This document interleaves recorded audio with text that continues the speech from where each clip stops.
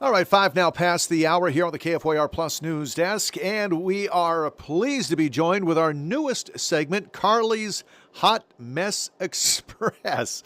We're going to have it each week. Influencer Carlee Gifford joins us now to unpack some of the wildest celebrity headlines and shares her unfiltered takes on subjects and give us the inside scoop on some pop culture chaos. Carlee, welcome to the News Desk. Hi, Jay. Thank you for having me. You got it. So, first of all, let's start out with how did you get started? With kind of what you're doing. You've got a channel, I believe, on YouTube. I'm sure you've also got channels on TikTok and everywhere else. But was this something that you planned, or did you just kind of fall into it organically? When I was in college, I got really into watching other YouTubers and I thought, well, I can do what they're doing. Like, they're not doing anything super abnormal or special. So I started doing some YouTube videos about my life and whatnot, and just what I was doing Hmm. day to day. And then I realized that I was getting really into channels that talked about pop culture and influencers and sort of the drama that was going on with them. And I was like, there's no reason I can't also do that. So, because I was so interested in it, it just sort of was like natural for me to start looking into this kind of stuff and giving my own personal take on it as well. So, yeah, Well, it was well, just kind yeah. of a Tell natural tell us progression. tell us about your channel. Kind of what you do on your channel, and how many followers do you have? So on YouTube, I just finally surpassed 10,000, which is a huge milestone for me. That was the very first like big goal that I had for myself. Sure. I've been doing YouTube for like, oof, I think probably 4 or 5 years now at this point.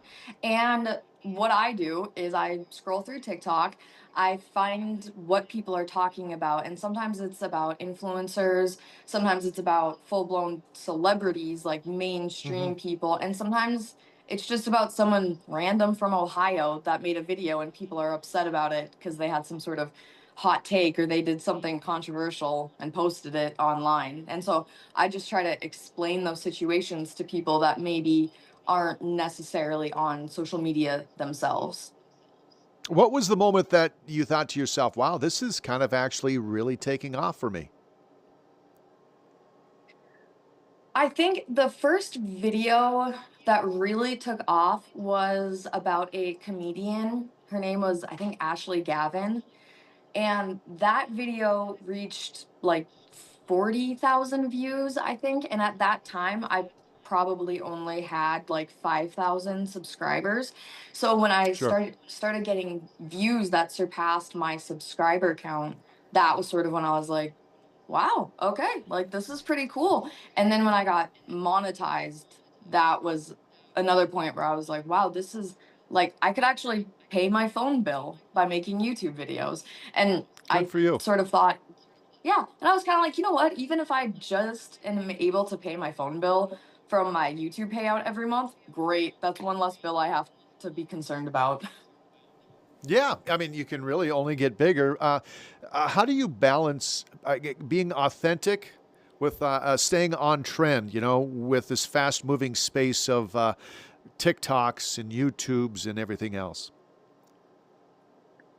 Well, I still work regular jobs. I don't solely make my living off of social media. I Yeah. live a really normal life. Plus, I mean, I live in North Dakota. So it's not like if I were to get bigger, like I'm not gonna have people trying to take my photo out on the street, you know? So I think You that take people's keeps me. photos out on the street, so why can't people take photos of you? Okay, okay, fair point, fair point. But I don't know. It's just like I live in North Dakota. Like that alone just makes me feel like, yep, if I start to get too full of myself, people will let me know. So Okay. One final thing here. What piece of advice would you give to someone who may want to maybe start influencing or just starting a channel and kind of doing what you're doing today? honestly, just go for it. It doesn't matter. Life isn't that serious. If if you want to do something, if you want to start posting on social media, just do it and make it as normal and as every day as your life is, because I think that's what people really want to see. Right now, everything is so curated and Hmm. perfect that if you're having a bad day and you're being real and honest, people will gravitate towards that, and you'll start to really develop a authentic following, and people will really be able to connect with you. And full disclosure for those that are watching, Carlee is a photog for us here at the KFYR TV ranch here. So you have extensive knowledge on how to edit video.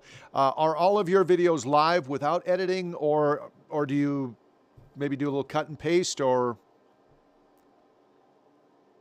Because I know people have a very short attention span, I sit down, I do my videos all in one take. I don't have a script. It's very just off the cuff and what I'm thinking in the moment. So sometimes it gets a little bit unhinged, but then I go through and I edit out all the dead space where I'm not talking. So it's just a good Sure. steady stream of you're hearing something. And then I do all of my little inserts like photos and videos and then upload. So all in all, the process probably takes me about 2 hours roughly, which I don't feel like is, awful. Like I do it when I get home from work. So And how long normally are your videos that you put up? Are you looking 5 minutes, 10 minutes, looking 15 minutes? I try to make my videos a minimum of 10 minutes because I found that YouTube will really try to push out those 10-minute videos. So 10 minutes is what I try to make the shortest Okay. time. And how many videos do you put out? Let's say once a week, twice a week. I do 3 videos a week. There was a time when I first started YouTube where sometimes I would do 3 different videos a day. Wow. And yeah, that was a lot. That wasn't very sustainable. So now I'm at 3 videos a week, and that is much more doable for me. Do you feel that if you were to devote your whole time to it and all your energy, and instead of working with us fine people, great people, I want to say not fine, we're great people here at KFYR TV.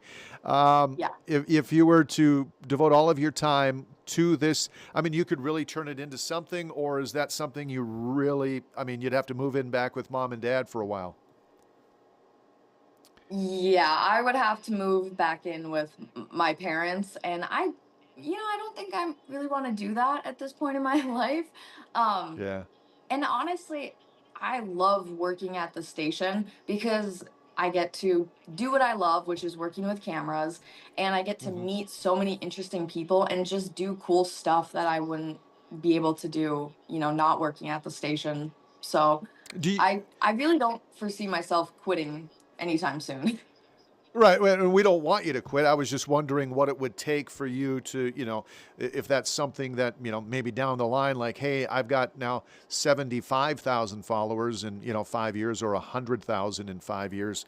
You'd be like, hey, maybe I could just continue to do this instead of going in and listening to Jay Dillon talk at me all the time.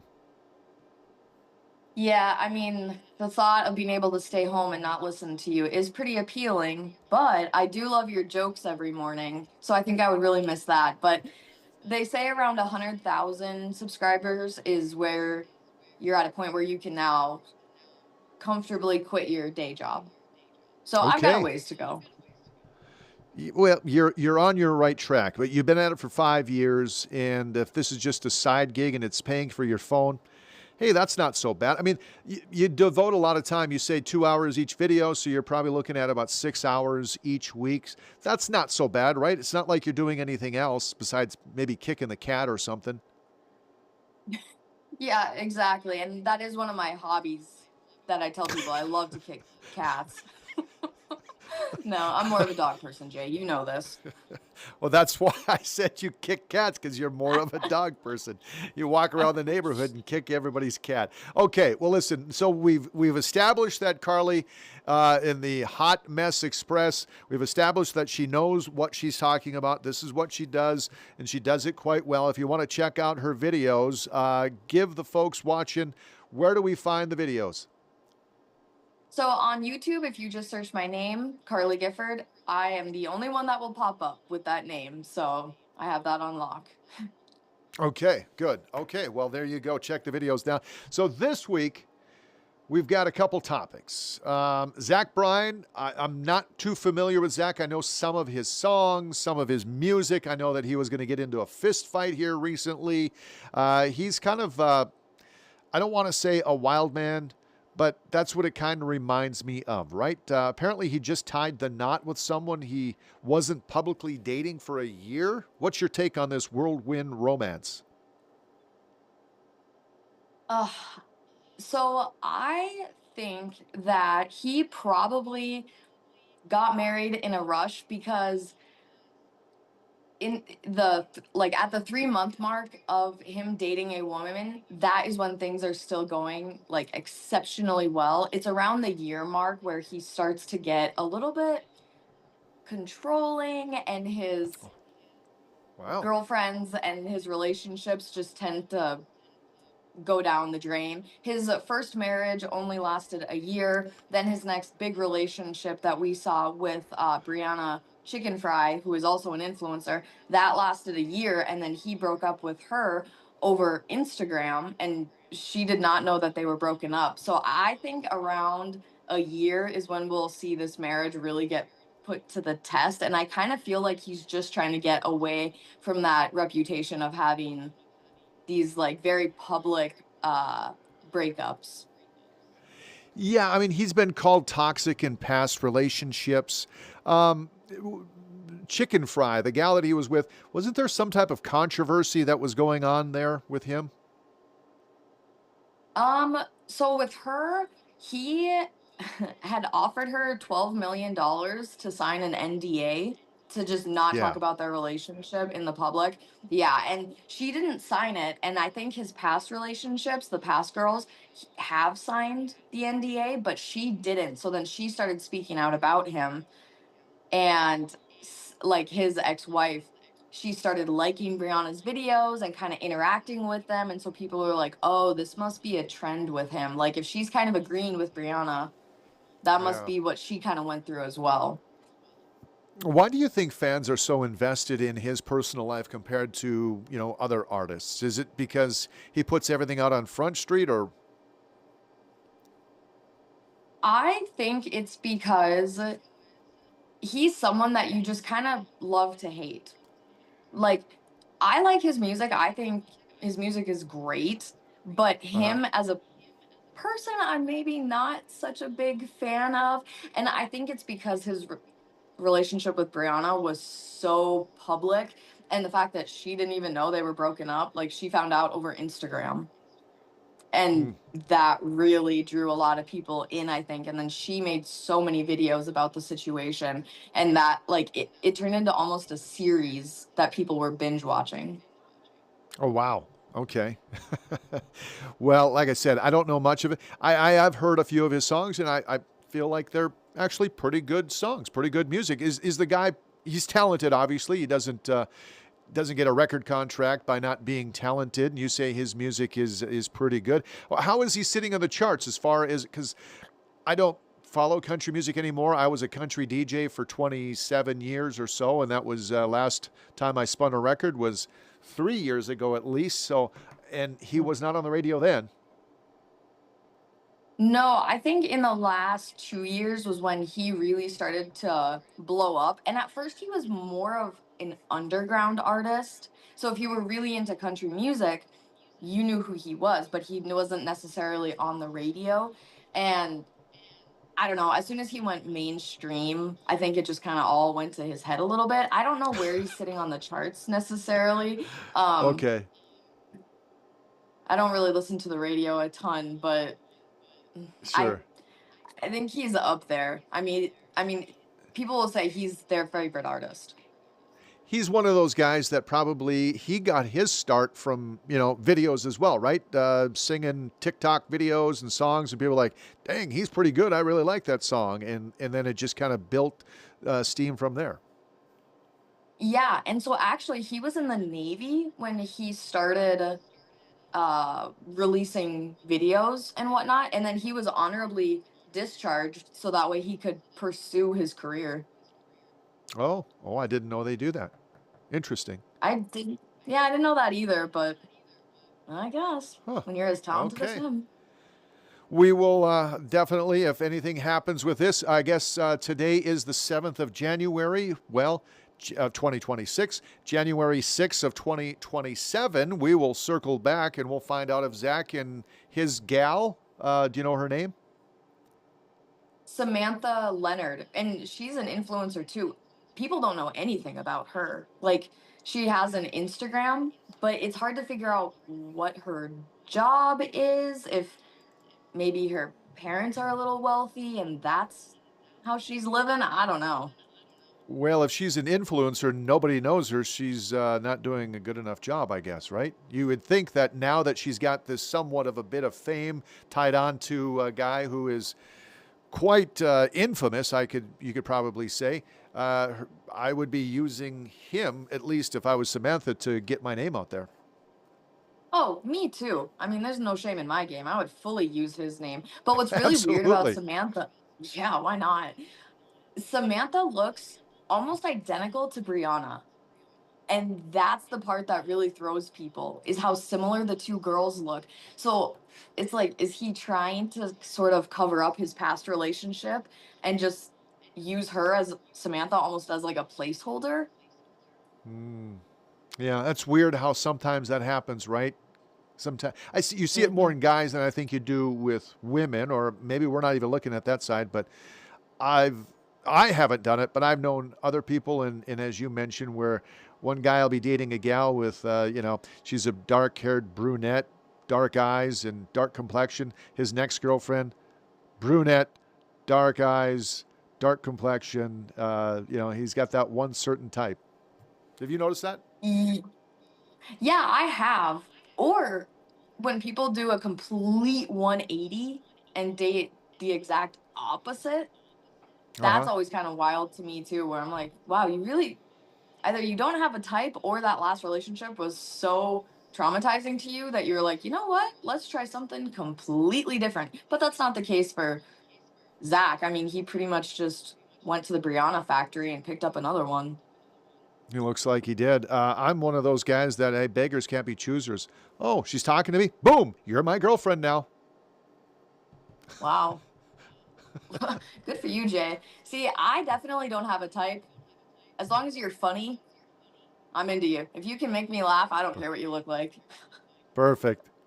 Okay, topic number 2. Now, I'm familiar with Travis Barker, not familiar with Alabama Barker. Now, Travis was married to, what was the gal's name? That's, I'm sure, Alabama's mom, right? She was a Yeah, very pretty Shanna gal. Roper. Yes, and she was an actress or a Playboy pinup or something. I don't remember. Yeah, she did something like that, and then they had a reality TV Yes, series. Yeah, and that went correct. on for 2 seasons, so it was pretty And short so lived. Alabama Barker, which is Shanna and Travis's daughter, she had a Christmas haul totaled over $200,000. Now, does this level of extravagance feel a little bit of out of touch, or is this just what celebrity culture is? I think it feels out of touch. It's very normal for celebrities and like kids of celebrities, of course, to have these massive Christmas hauls and whatnot. But honestly, people love watching what they get for Christmas. Like, I think because it feels very unattainable for like normal people to get. So Mm-hmm. it's fun to get a peek into that like ultra rich lifestyle. Uh, you know, it's hard for me to, because, I come from a modest background. My mom and dad both worked and they had good jobs. And so they would buy me not whatever I wanted, but if I wanted an Atari for Christmas, do you know what an Atari is? Sort of. I know it's like a Atari, gaming system, yeah, right? it's a gaming console. So back in the day, it was, hey, if you got an Atari, you're living the rich. And so I did get an Atari, right? But I wasn't getting $200,000, or maybe back in the early '80s when I was a kid, a $10,000 haul for Christmas. I was getting shorts and underwear and socks and new basketball gym shoes and T-shirts and dress slacks and stuff like that. But this is what, when you sent this to me, caught my eye. One of the gifts was lingerie from her dad and stepmom. And in case the viewers don't know, her stepmom's Kourtney Kardashian. What did you think of that? I found that to be pretty weird. But like you said, I mean, sometimes you do get like socks and underwear for Christmas because you need it anyway. So your parents are like, Yeah. great, we'll just make it a gift. So at first I was like, this is super weird, right? But then when I like thought about it, I was like, well, maybe not, I guess. I don't know. But I thought it was weird when she said like her dad and stepmom got it for her. It was her dad that I was like, that's weird. There's no way I I can. want my dad to know what that drawer in my dresser looks like.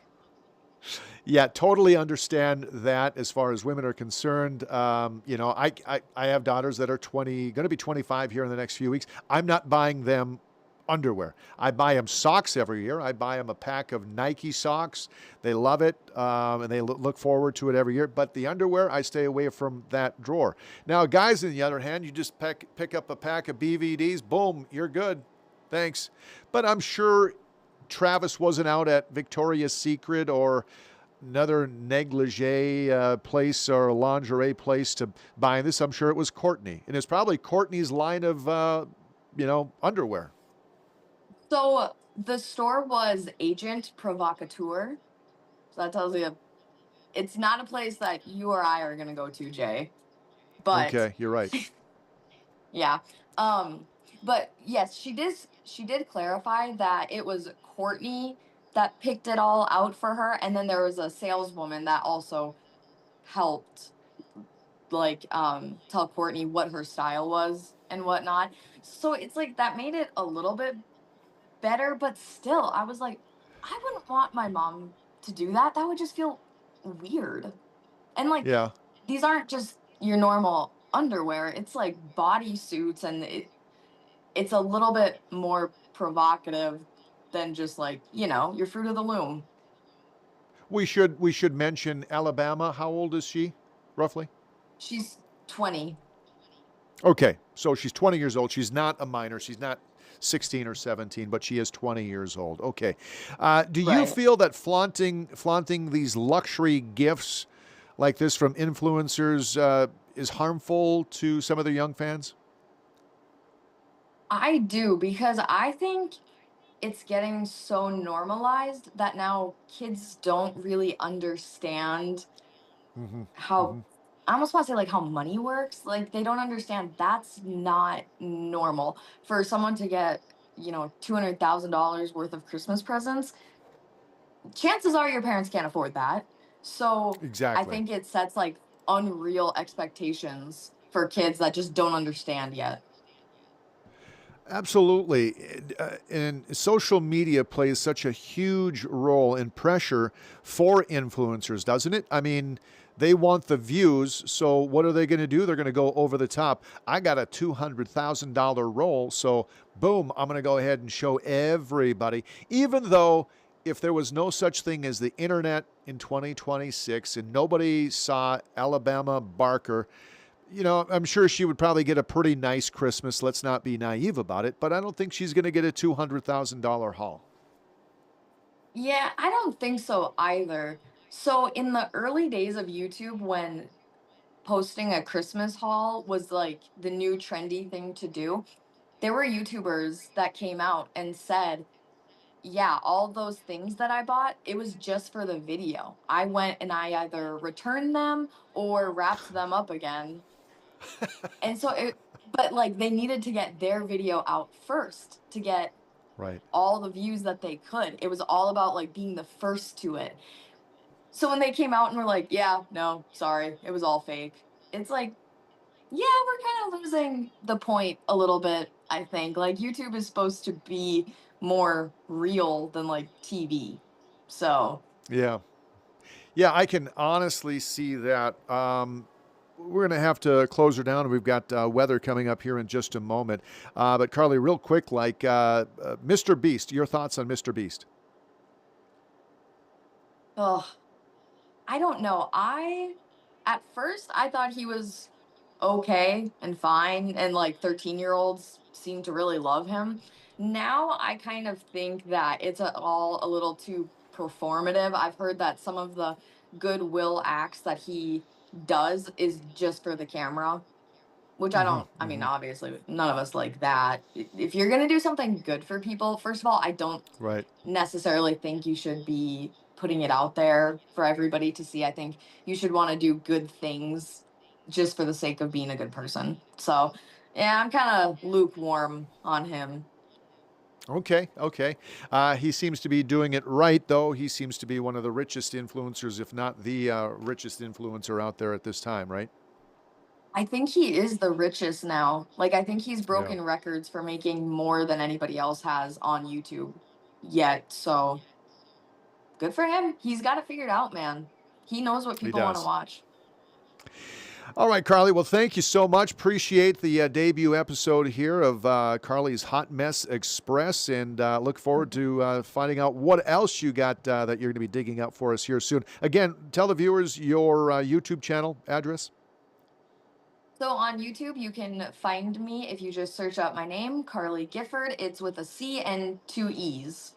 There's like 10 different ways to spell Carlee, so Yeah, there please is. spell it correctly so you can find me. All right, Carlee. Thanks a lot. I appreciate it. Thanks for having me, Jay. You betcha.